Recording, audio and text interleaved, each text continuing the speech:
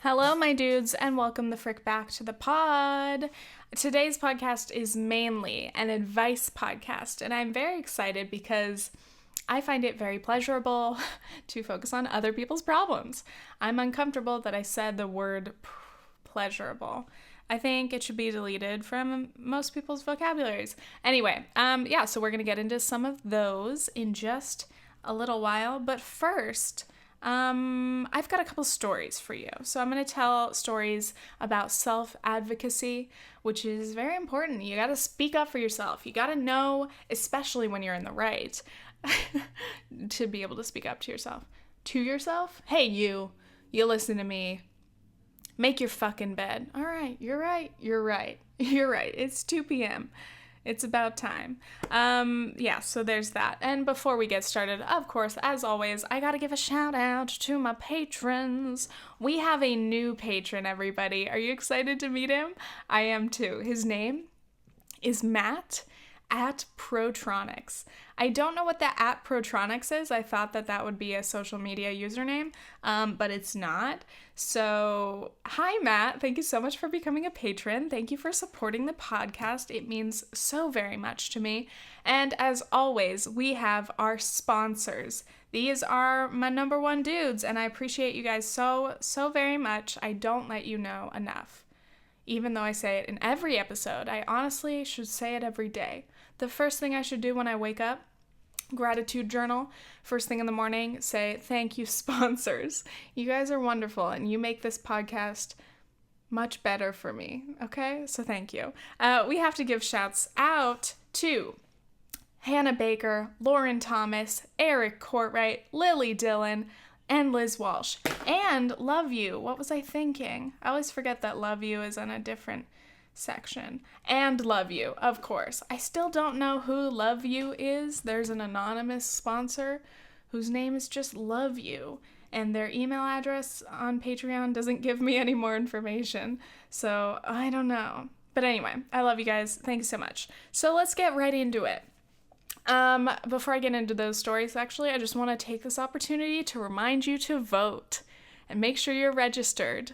If you are over 18 in the United States and you're not voting, I swear to God, don't you dare listen to this podcast.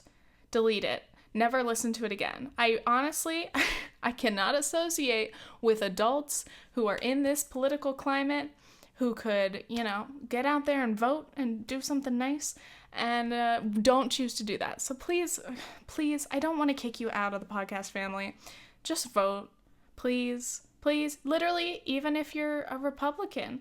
Obviously, everyone knows I'm very liberal, so I'm voting for Democrats. We're trying to flip Congress.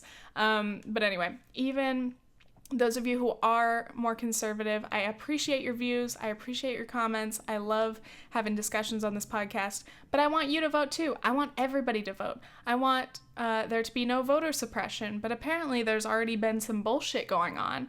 Classic shit. Most people probably don't hear about it, but during primaries or election seasons, when there's a big surge in voter registrations, we saw this in, I don't know if it was in the primaries or in the actual general election. I think it was in the primaries, 2015. There are people who get knocked off of the voter registration lists, like inexplicably. People who are regular voters. So there's no reason for their registration to get thrown out, and suddenly they're off the list and they can't vote. That is voter suppression, and it is strategic, and this is not going to be a political podcast, but I just had to get into it because apparently there's some shit going on in Georgia where people with hyphenated last names, like if they didn't put the hyphen correctly on their voter registration, their registrations have been put on hold. Just some arbitrary rule to try to get people to not be able to vote. It's so ridiculous. We should just have everyone be able to vote. There should be same-day voter registration. All of these methods that make voting more complicated is what does succeed in suppressing the vote. So anyway, I get heated. I've changed almost all my social media bios and handles and stuff to voting relevant things because everybody says it's October, it's spooky season. My Twitter name is Congress is spooky. Vote. Because honestly, okay, what's scarier than Congress right now? Climate change. Honestly, I got a question about climate change. Somebody asked, because there's been an article going around, a story that's saying basically in 12 years, by 2030, there will be catastrophic climate effects, and it will be too late. It's already too late. But honestly, it makes me so angry every day to think about the fact that no matter what scientists say, whether it was like the very first people who were realizing the impacts of fossil fuels, like back in the 70s, the first scientists to speak up about climate change, global warming back then, the first people to warn everyone, like, yo, if we continue on this path, especially if it's accelerating as it is, we're gonna fuck ourselves out of a planet. And somehow we have ignored that. We, as in corporations and governments, have ignored that for decades. And we are at such a dire point. Honestly, 20 years ago, we were at a dire point. But, year after year now, we're having record-breaking heat, record-breaking storms, natural disasters. And still, a lot of our representatives try to say they don't believe that climate change is happening or that it's human. It's caused by human activities, and that's purely because they are probably tied to the fossil fuel industry, so they don't want to speak out against it. But it's just like, dude, we need crackdowns. Like, people are like, oh, we're gonna lower our emissions by 20% by 2050. It's like, fuck off. No, we need to lower our emissions by half in the next 5 years. Like, those are the kind of moves that we need to be making. And it's just really scary. So, not to freak you guys out, I'm starting out the podcast with a bit of heaviness, politically, socially, environmentally, as always. But honestly, dude, how is that not the number one priority? Capitalism, honestly. Profits are the number one priority. But it's sickening to think that there are so many companies that could make such a difference if they changed their corporate policies. And yes, it would be expensive, but what's more worth it than our literal planet, the only place we have to live? I swear. It's gotta just be old-ass people who are selfish, who are like, yeah, I've got kids and grandkids and great-grandkids, but I'm about to die and I want to make this money. It's more important to me to leave a huge fortune for my family than a livable planet. So I'm just gonna keep on rocking and rolling with these fossil fuels and not give a fuck. It's not fine. It's not fine, but okay.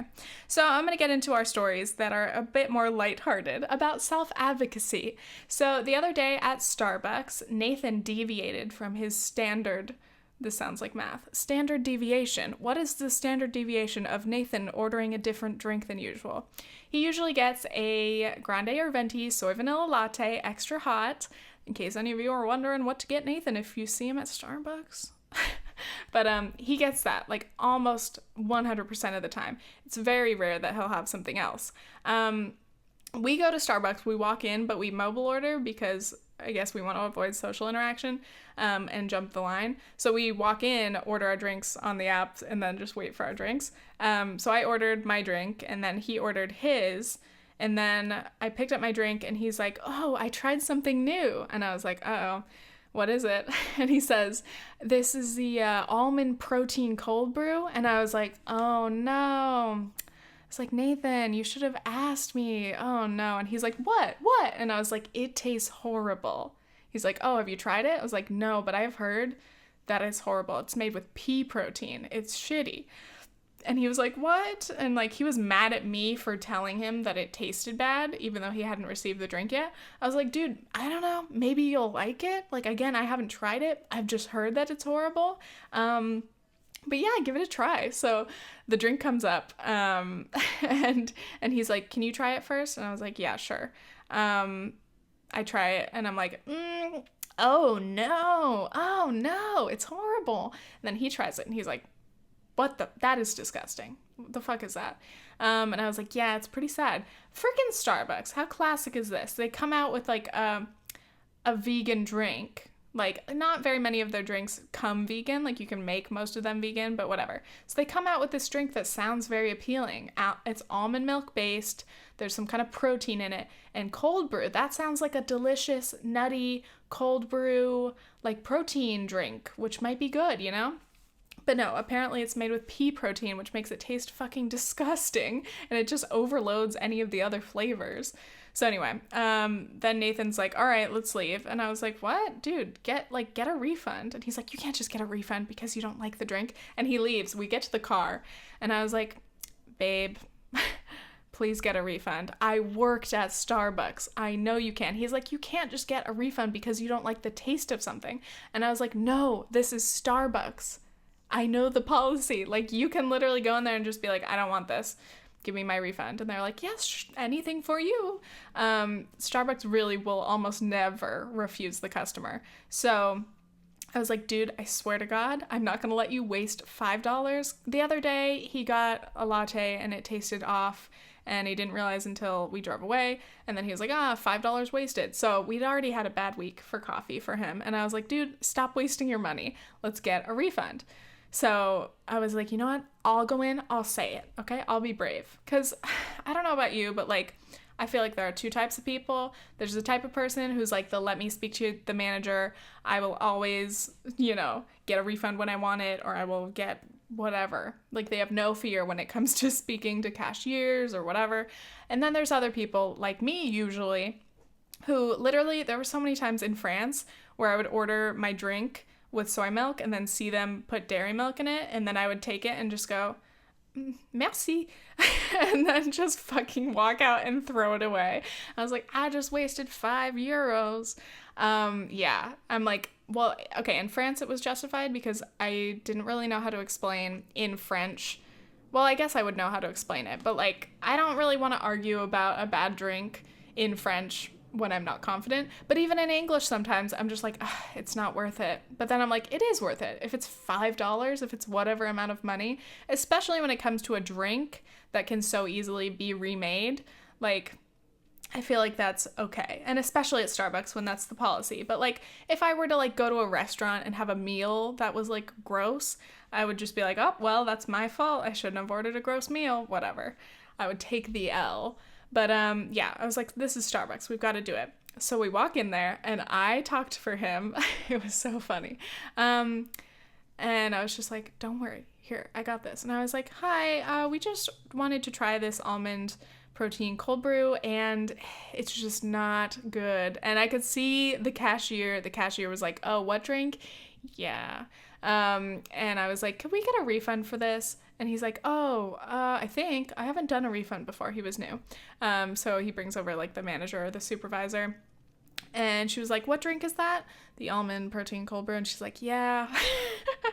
And I was like, see, everyone knows. Like, this drink is not good. Universally, I don't know how it was passed through the ranks of Starbucks and brought all the way to every store, because it's disgusting. Like, what group of people were like, yeah, that's great. The vegans will love it. Everyone will love it. No, it's trash. It's so gross. But anyway, yeah, they processed the refund. They were like, do you want another drink or just a refund? He's like, just a refund. Because it was like after work. We like to go to Starbucks when he gets home from work because I want to go out in the world and I just want my decaf iced latte. But anyway, yeah, it was a very powerful moment. We got back in the car and he was like, you know what? Thank you. And I was like, I would do that for you anytime. I will get you your $5 back if you try a disgusting drink at Starbucks, because that's the policy. Anywhere else, I probably wouldn't argue. There was one time that it was the opposite situation. I was trying to return a jacket that I bought, like a coat. It was like a $100 coat. I think I bought it at like a Nordstrom Rack in California. I bought it with the intent of wearing it in the winter in New York, and then I was like, I'm not going to wear this. I don't know if I took off the tags or if I lost the receipt. Something happened. And I was like, oh God, I'm not going to be able to return it, even though I haven't worn it. It was my fault. Why did I take the tags off? blah, blah, blah. And then Nathan forced me to go return it and go be brave and at least ask. And then it worked and it was all smooth. And he was like, see? He's like, it's not that hard. And I was like, okay, fine. He's like, are you happy you did it? And I was like, yes, I have $100 back now. And a coat that I didn't need has been returned. So anyway, returning things is scary, but sometimes it has to be done. My next story is one of my proudest achievements. Definitely one of my top achievements of the month. So I explained this on my vlog channel a little bit. No, I didn't really get to explain it yet. Hell yeah, this is the first time I'm explaining the full story. Basically, I am kind of scared of dentists because I'm scared of getting ripped off. So in the last year, I have spent like over $2,500 getting various things done. Wisdom teeth pulled, cavities filled, regular cleanings and stuff. And so I'm a little bit scarred because every time I go to the dentist, it's never just a simple cleaning, blah, blah, blah. So anyway, I went to try this new dentist and my insurance would cover my cleaning, x-rays, all the basic stuff. So I was expecting to go in there and not have to spend anything extra. And so I go in and we do my cleaning and everything's good. And then the dentist is like, oh, but there's one thing. You've got a little bit of gum detachment on your back molars, all 4 of them. And we've got this antibiotic that is called Restin, which you can actually just push down into the gum line. And then it will work on that area and it will help clean the gums. And then the gums will be able to reattach and your gum pocket depth will improve. And the way that she explained it in that moment was like, she pulled up a little diagram and she's like, see, this is how far you can clean when you're brushing or flossing. This is how far I can clean. And then this is, you know, the area where you need an antibiotic that can reach further than the instruments can. So I assumed naturally that, oh, if she's telling me this and recommending this antibiotic, that it must be too deep and that I must need it. So anyway, I was like, oh, okay. And I'm trying to be a better advocate for myself again. So I was like, I'm not just going to say yes. I'm going to ask questions. I'm going to try to understand all of this before I commit to it. And so I was asking questions, blah, blah, blah. And then she was like, you know, you just had a cleaning done. So this is the perfect time to do it. It'll be quick. It doesn't hurt too much. You know, we just boom, boom, boom, boom, and then you're done. And I was like, well, what's the cost? And I explained to her that I have spent so much money in the past year and that, you know, I'm scared of paying for things that aren't completely necessary, whatever. And she was like, well, the cost is $86 per tooth. And I was like, oh my God, 86 times 4 is $344. And I was like, oh, I feel like I've been punched in the gut. I was like, okay, well, she was like, well, you know, if you don't treat, you know, your gum problems, it's possible that they will continue to disconnect from your teeth, and then people have loose teeth that can fall out. You can get infections and other problems. And I was like, oh, fuck, okay, bone loss, great. I was like, okay, well, then I guess we have to do it. So we did it. It took just a minute. It was very painful because she's injecting with this little thing. She's shooting these tiny little capsules into my gum line 4 times without any kind of anesthetic. And I was like, ouch. My whole mouth was throbbing. And I paid $344. And they gave me a free t-shirt that says #smile. You know what? I'm going to grab it. I have it still, which is really funny. I'm trying to not show the actual dentist office, which is on the back. They gave me this shirt, #smile. And so I waited for Nathan to pick me up, and my mouth fucking hurt. Like, obviously, usually when you get dental stuff done, you're numb, so you're not feeling it. And she said it wouldn't hurt, but it fucking hurt. Like, stabbing something into my gums. So, yeah, it hurt. And then as soon as I got home, I wanted to research more about this antibiotic, Restin. So I was Googling and reading about it, blah, blah, blah. Mostly I just found information that said basically, like, usually for any kind of gum issues like periodontitis, gum disease, you can do deep cleanings that are called scaling and root planing, which basically reach as deep as possible. And that, is a full procedure. You have to get all numbed up because they're going like way deep in your gums, which doesn't sound nice. Yeah, usually you would use that. You would clean like that and then do the Arrestin. And there were a lot of dentists in different forums and websites talking about whether they think Arrestin is even worth using, because they were comparing the results of just doing the cleaning on its own plus comparing the results of a cleaning with Arrestin. And the differences were so slim, especially compared to the high price, which is not covered by insurance, that they were like, I don't really recommend this to my dentist or my patients. And I was like, that's cool. My dentist just recommended this thing, and I found out that it might not really improve anything. Great.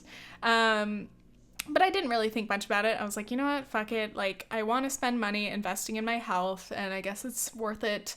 I don't want to take any risks. I don't want to risk losing my fucking teeth because I was too cheap, So I didn't think about it. And then a couple days later, I was making a video about my teeth for my vlog channel, and it occurred to me that she had not told me the actual numbers, the measurements, because they're supposed to tell you in millimeters, the actual depths. So I was like, that's weird. And my sister was like, dude, like when I go for a cleaning, they're telling me tooth by tooth every single one. Like they should be telling you that. And I was like, oh shit.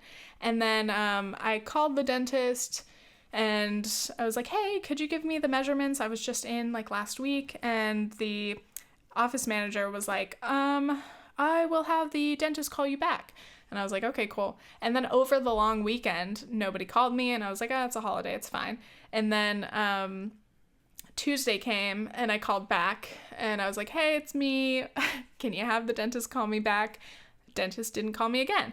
The next day, I asked again, and he was like, oh, Miss Ferguson, it is 4 millimeters, bye, and just hung up on me real fast. And I was like, oh, okay, 4 millimeters for each of my teeth.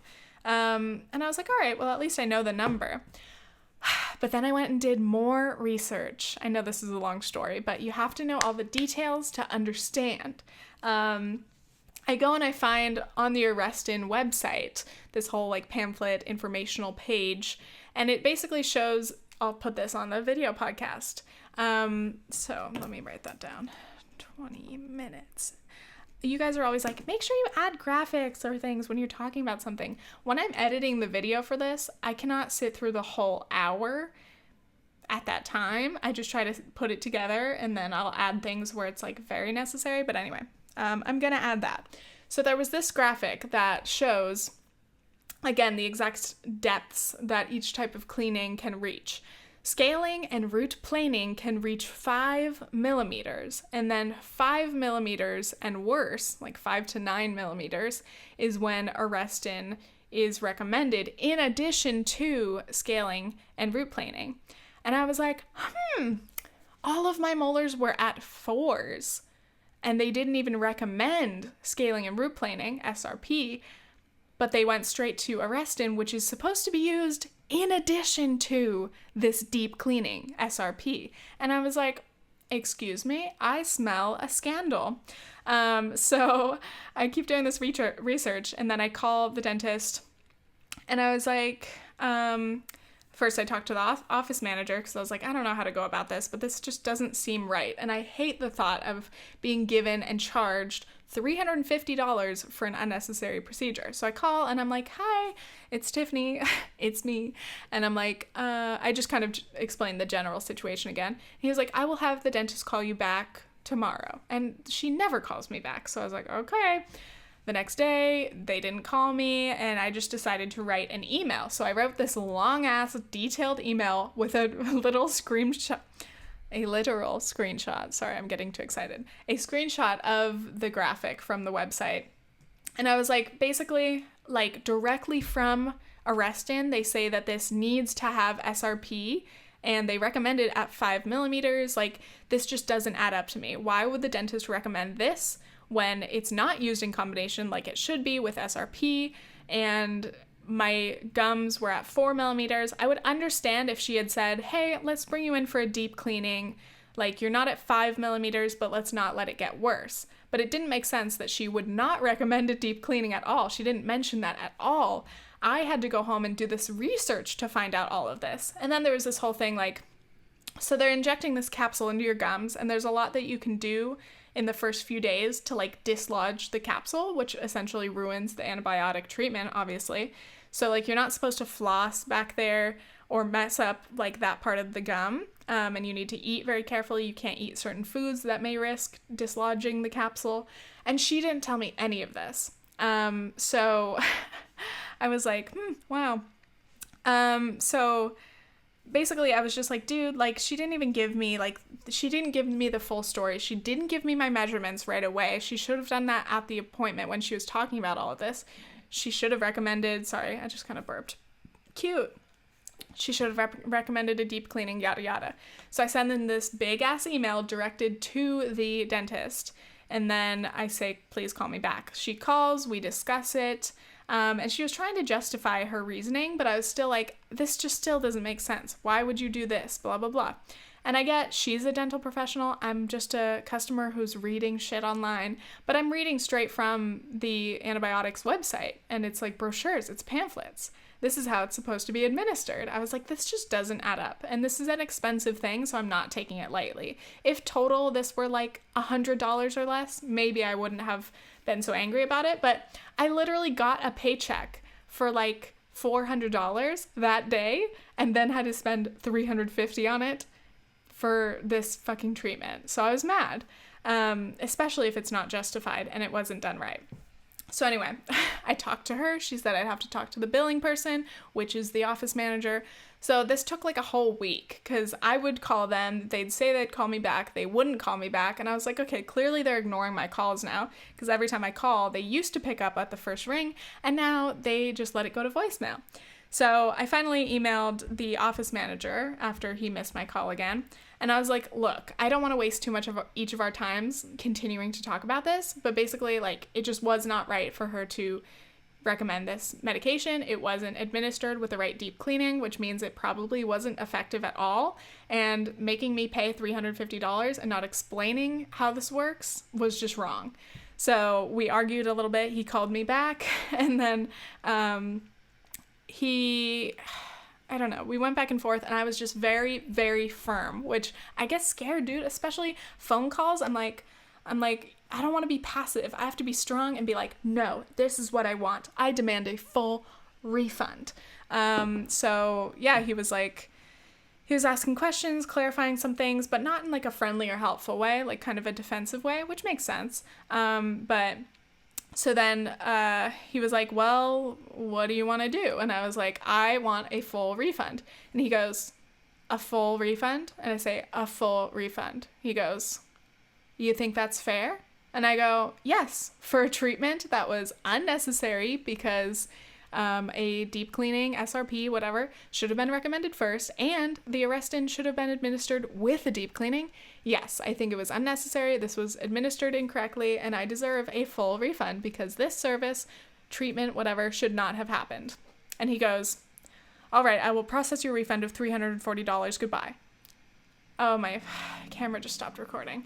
Anyway, yeah, dude, let me start this camera because we have to get my reaction for this. Thanks. Hello. Hi, I'm back. So yes, I finally got my refund, and I was literally high, dude. I was like, hell yeah, I got my money back. I was right. They should not have done this, and I'm glad that I advocated for myself because, like, you know, I mean, I don't know. At first, I wasn't even going to ask for a full refund. I was like, oh, maybe I could get like $250 back or $200. Nathan's like, dude, get a full refund. At least go in aiming for a full refund. And I was like, you know what? You're totally, totally right. So anyway, those are my stories of self-advocacy. I'm very proud of them. I don't know how some of you feel about that, but you know, again, I'm not one to wrongfully ask for a refund. Like, I'm not trying to scam anybody, but if I feel like I've been scammed or I haven't received my money's worth for something or whatever, then I don't want to be afraid of speaking up for myself because nobody else will, and losing your hard-earned money in a stupid way is never fun. All right, I'm going to take a break for a second, and then we'll get back with some advice questions. Peace. Why did I do this? Oh God. Goodbye.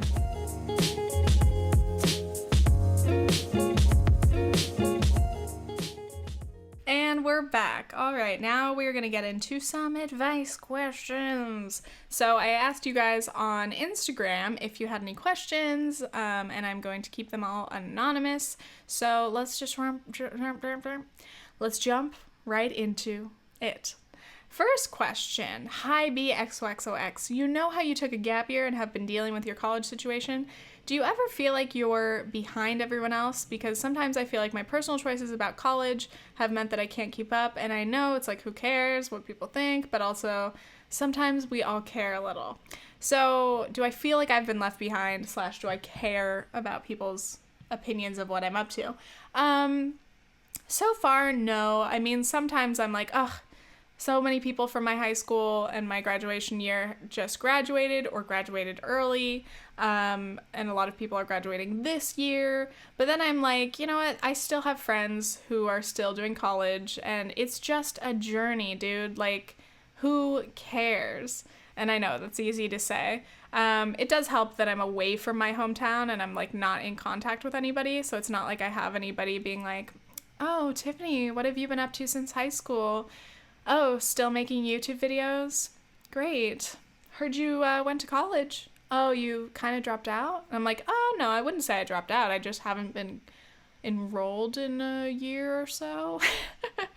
But honestly, like, I'm glad that I'm not in contact with a lot of people from high school, except my friends who, you know, they keep up with me and they know what I'm up to. And they wouldn't judge anyway. But it's like, it is hard. It's definitely normal to look at how other people's lives are going, especially when it comes to the standard high school, straight to uni, graduate, maybe go to grad school, start your career. Like, when you're not following that path, sometimes it feels like you're in the wrong.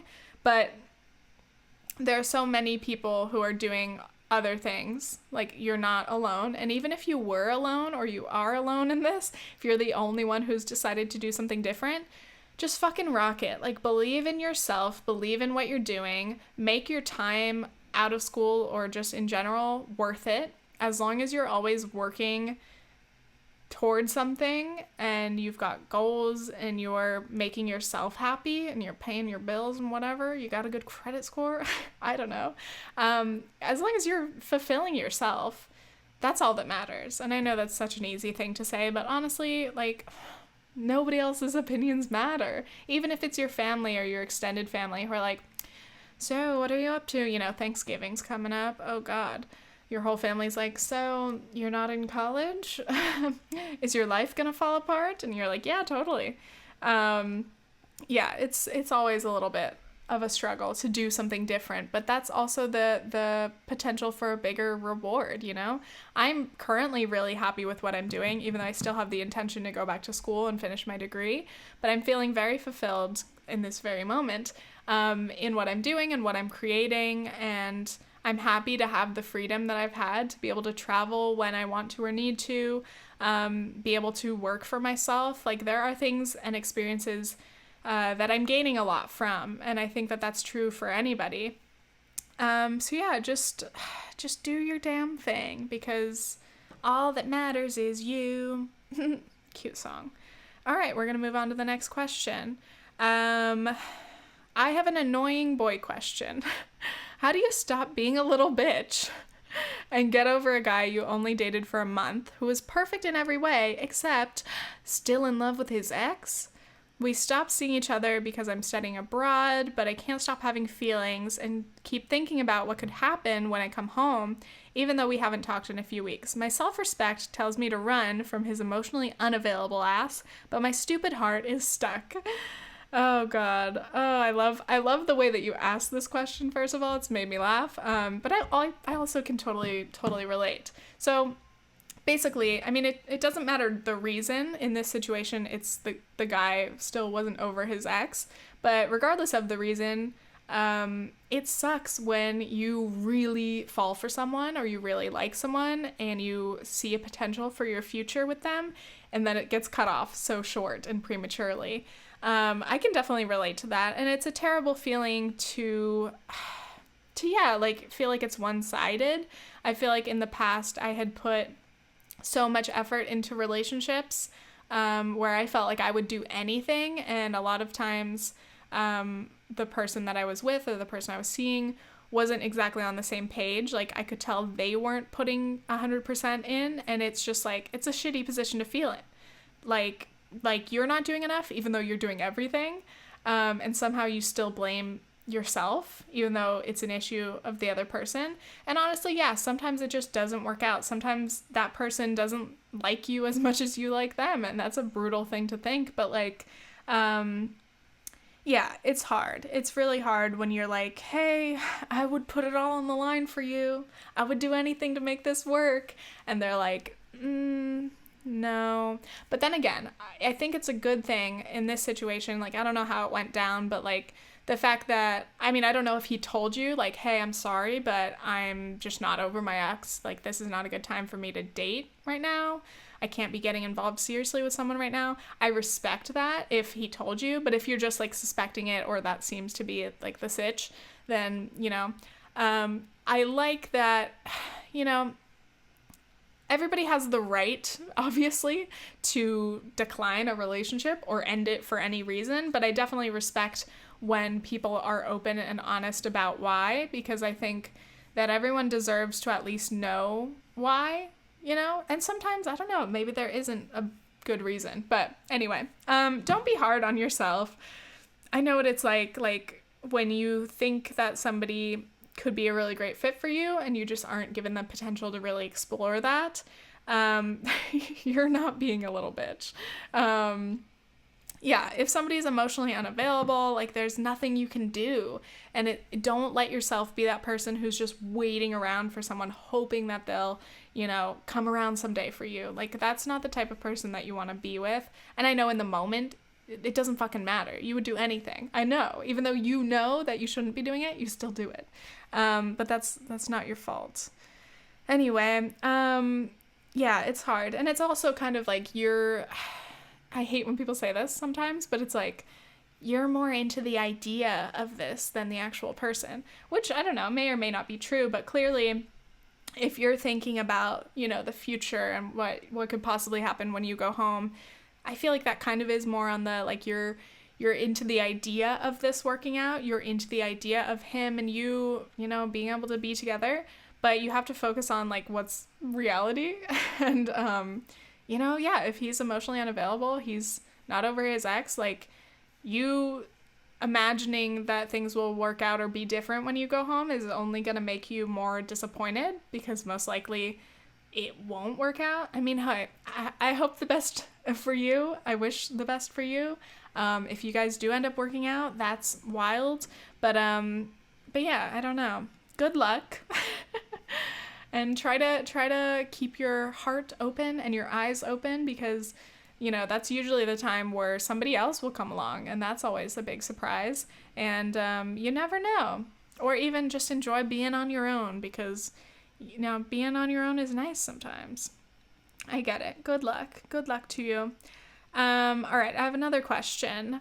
What do you do when your boyfriend stops being affectionate? Like, no more spontaneous I love yous or any sort of affection. I have to initiate, but I don't want to be clingy. But he used to be all over me all the time, and now it's like, can you just hold my hand, Boy problems. Oh man, I don't know. Wow. That's worrisome to me, because I mean, I don't know. There are definitely a number of things that can be happening in a person's life that will make them be less affectionate. But obviously communication is the most important thing in a relationship, and especially when you're going through a bit of a rough patch. And I think that a sudden, decrease in affection can be a sign that there's a problem.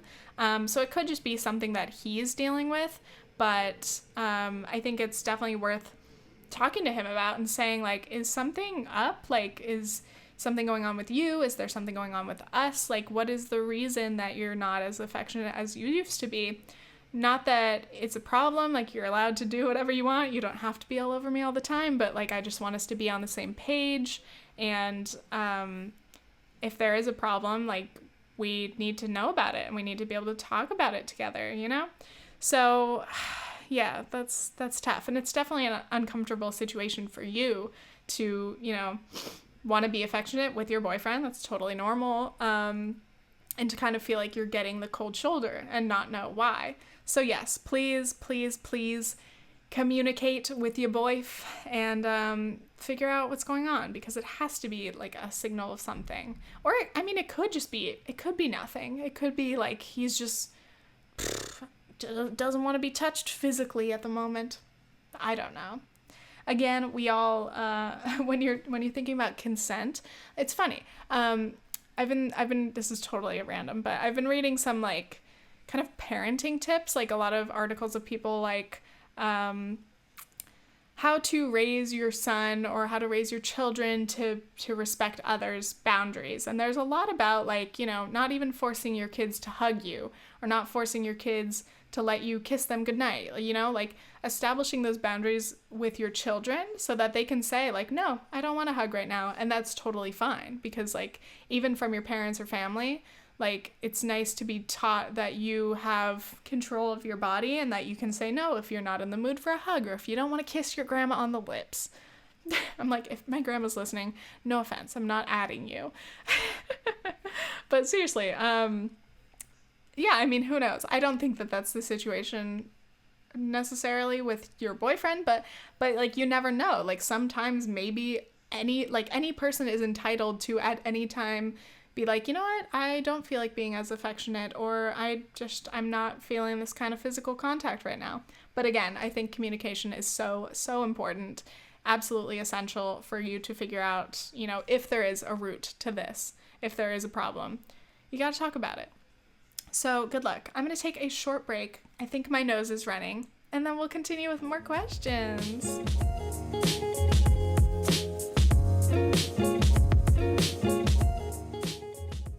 And we're back with more questions. I have a question that says, how do you deal with daily anxiety in college? Also, any tips on self-care? Thanks. So obviously I have been out of college for a bit. And my anxiety levels fluctuated a little bit in that time. And I have been thinking a lot, because I mean, there are some days where like my mental health is just not great and I find it difficult to do any of the tasks that I need to do. But I'm lucky currently in that a lot of my deadlines and things aren't strict. So like if I do need to take a day, I can. But I've been thinking about like, yeah, when I go back to school, I will have to force myself to go to class. Like I'm gonna have to show up and be reliable in that way. And I hope that my anxiety is improved, because I think a lot of my anxiety lately has stemmed out of like being too much in my own head. And I think that the stimulation of going back to school and having responsibilities outside of like my room and like videos and very isolating things like this, I think that it'll be good for me. But still, I mean, I surely will have some kind of struggles that I'll have to deal with. So when I was in college, one thing I had to do was definitely just prioritize like myself. And I know that that can be hard, but like I spent a lot of days, you know, on my own in my dorm room, because that's what I felt like I needed. I needed to just be able to chill out. Like I couldn't force myself to do social things, because like for me, I needed to know like when I needed a break, I wanted to trust myself and give myself a break. So a lot of it is just listening to yourself and knowing kind of your triggers. Nathan's calling me right now. What's up, boyfriend? Hello? Oh no. All right, hold on. I'm going to pause this. I'm sorry. Okay, I'm back. No problem. Just Nathan's on the way home from work. Yay! He was singing, and I really wish I kept recording, because it was like an embarrassing camp song that he doesn't even know the words to. Just would have been really good content for the pod, you know? Anyway, yes. I think the main priority is like make yourself a priority. Yes, know your triggers. don't be afraid to take the personal time or personal days that you need to, because college, you have so much to juggle. So also make sure you don't put too much on your plate. Obviously, it's good to challenge yourself, and like, you don't want to let yourself be like a total recluse, or whatever your anxiety symptoms are. You don't want to give into that, but you don't want to exacerbate your anxiety by overextending yourself. So just, I don't know. My favorite self-love is like food always. So like, it's Friday. Are we getting Blaze Pizza today? Fuck me up. Yeah, find a couple self-care things that help you. I know eating isn't like the best self-care tip. Obviously, you need to eat all the time anyway. But sorry, I'm distracted now, and I don't have any good tips. Joanna Spicer actually made a really great video recently about her anxiety and depression and how she's been dealing with it. So you should definitely go check that out, because I found a lot of interesting information in that. Not just your standard, take a bath, like stuff. So check out Joanna's video for useful information instead of my rambling. And yes, here's the question that was, we have 12 years to get control of climate change. What do I do to help the earth? How do I help the earth? It all has to do with our elected officials. Really, like the only way we can make the huge changes that need to be made is on a governmental, like huge policy, like planet-wide level. Because unfortunately, individual choices do contribute, but like not as much as corporate decisions can, because they just have so much bigger output. There's so many more emissions and fossil fuel usage and all of that in industry. It's not just in, personal lives. So I don't know. Yeah, try to campaign, maybe be a little environmental activist, try to get people to realize that climate issues need to be addressed by the government.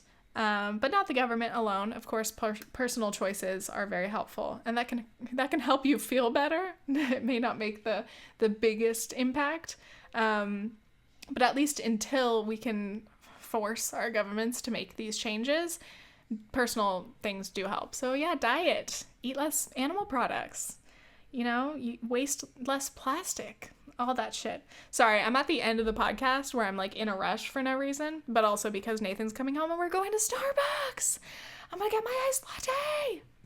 My drink lately has been a grande decaf soy vanilla iced latte. Super good. Love it. I spend $5 a day on it. It's very expensive. I shouldn't do it. But anyway, whatever.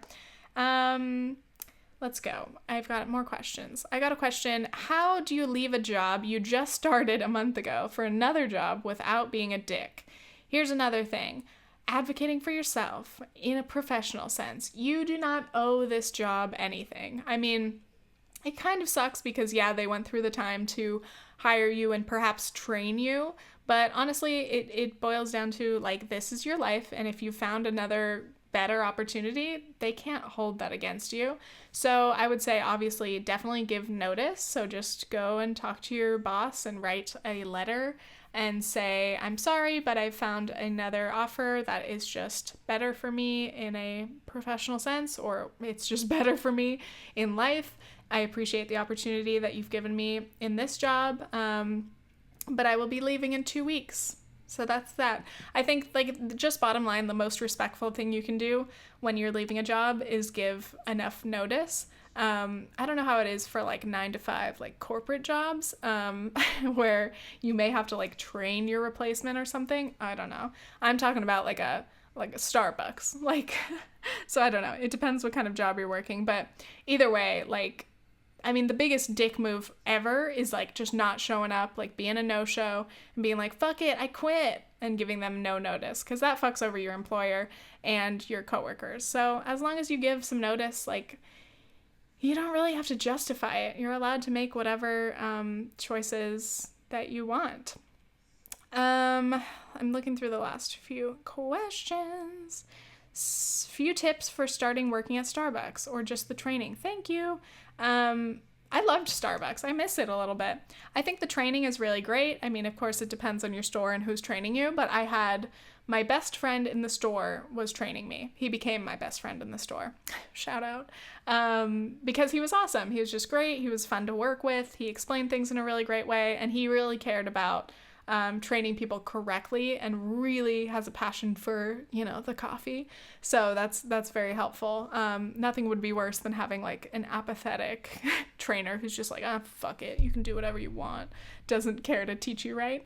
I think that applies to any job, but I enjoyed the Starbucks training. I'm really glad that it's relatively thorough, especially compared to other kind of like food service or those kind of jobs. I've worked in jobs where they trained me for like 2 days and then they're like, oh, well, go ahead. And I'm like, what? I don't know what's going on. Like, Starbucks is very thorough. So I think just enjoy it. Yeah, I mean, literally just enjoy it. You're getting paid what? It's like 20 hours of training. So like, take as much of it as you can, ask questions, don't be scared. It's fun. There are a lot of things that are fun about the training. And just know yeah, don't be afraid to ask questions to anybody. Even when you're done training and you're like new, it's very, very normal for new baristas to ask a lot of questions, because that's better than fucking up and not asking a question and just like trying to give someone a shitty drink. Just ask and it's fine. Everyone should happily be able to help you. How do I wait out a bad haircut? I'm like, at me. I'm about to chop my hair off and I'm very excited about it, but I'm currently growing out my bangs, so I can relate. Bad haircuts are bad. I can't tell if this person... Oh, it's a girl. Okay. I didn't know if it was a boy because I assume boy haircuts are a little bit different. I'm like, put a beanie on, wear a hat. But a bad haircut. The thing is, some haircuts can be salvaged. It's annoying to get a bad haircut or give yourself a bad haircut and then have to pay to have it fixed, but sometimes it's worth it. So I would consider that. If it's something where you don't want to cut your hair anymore, or it's just whatever, you just need to wait it out, look online, try to find some tutorials, some little styles that you can use. Luckily, it is about to get cold, so I guess like hats and stuff, beanies are in your favor. Yeah, a bad haircut is never fun. Ugh, and growing out my bangs, it's not the worst. I'm not having a terrible time, but they're just like annoying to me. So anyway, mostly I feel you, and I hope your hair grows fast. Do whatever you can to keep your follicles healthy. I wish the fastest hair growth upon you. I have a question. I have a huge ass crush on my best friend, but I don't want to ruin our relationship by telling him. Ooh, what a classic sitch. I don't think I've ever been in this situation, which is pretty shocking. I feel like it's such a common thing.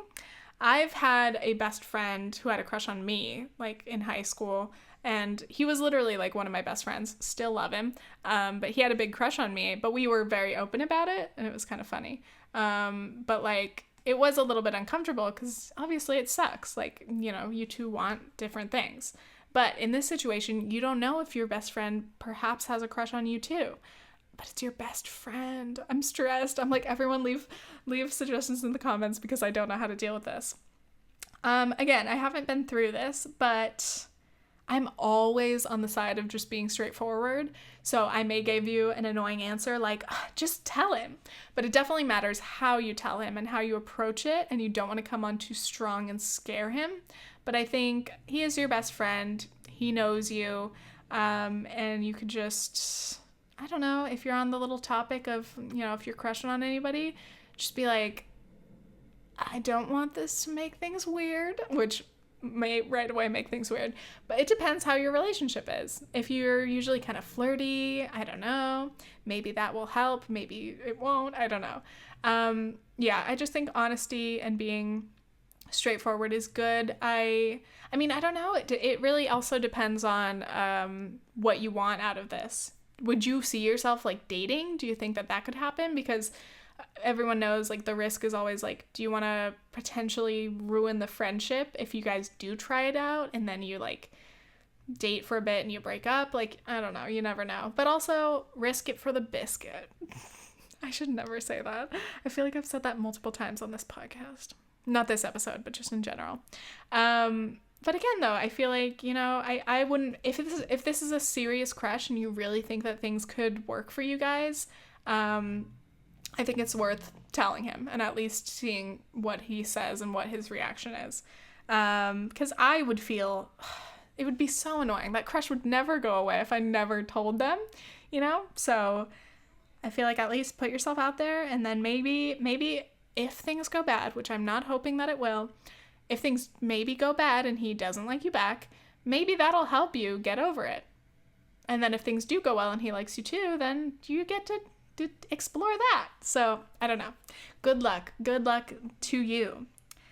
I've got some more questions, but I think I will keep them for later on. So thank you guys so much for sending in questions on Instagram. If you've listened all the way to the end of the podcast, as always, thank you so much. And I have had a few new reviews on iTunes, so if you've listened to this whole episode, even if you're watching on YouTube, can you please go over to iTunes and leave a review for the pod? I love hearing your kind words. I like seeing my ratings even out. Every good 4 or 5 star rating really boosts my confidence, because there's a couple 2s and 3s out there that are bringing down my average, and it hurts my feelings. No, I think the podcast still rated like a 5, but I just want my ego stroked. That's all I'm saying. All right, I love you guys. Thank you so much. Stay tuned for the next pod. Bye. Okay, thanks. Bye. I've got to put on pants. I don't want to. It's a mess in here.